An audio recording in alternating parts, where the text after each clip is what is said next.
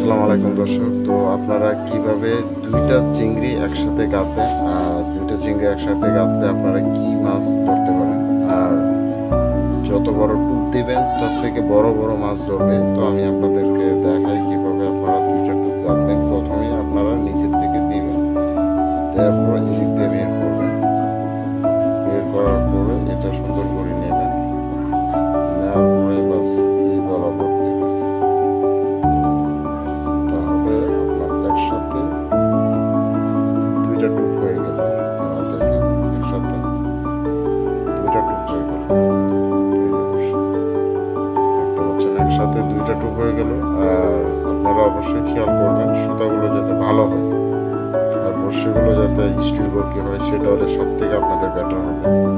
তো আপনারা এই ধরনের বরকি দিয়ে অবশ্যই চেষ্টা করবেন। আর চিংড়ি মাছ নেবেন যে এই সাইজের, ঠিক আছে, এই সাইজের সাদা চিংড়িগুলো নেবেন, আপনাদের জন্য সব থেকে ভালো হবে, বেটার। এতটুকুই।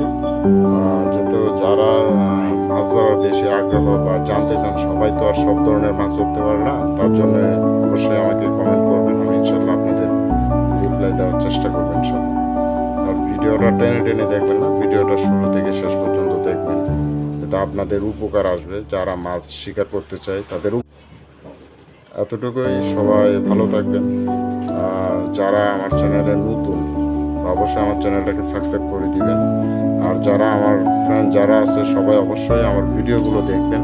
তো দেখলে আমি আরও ভিডিও করতে আরও ভালো লাগবে। তো আমার ভিডিও তো তেমন একটা ভিউজ আসতেছে না, এত কষ্ট করে ভিডিও বানাই। তো অবশ্যই আপনারা আমার ভিডিওগুলো দেখবেন, বেশি বেশি করে দেখবেন।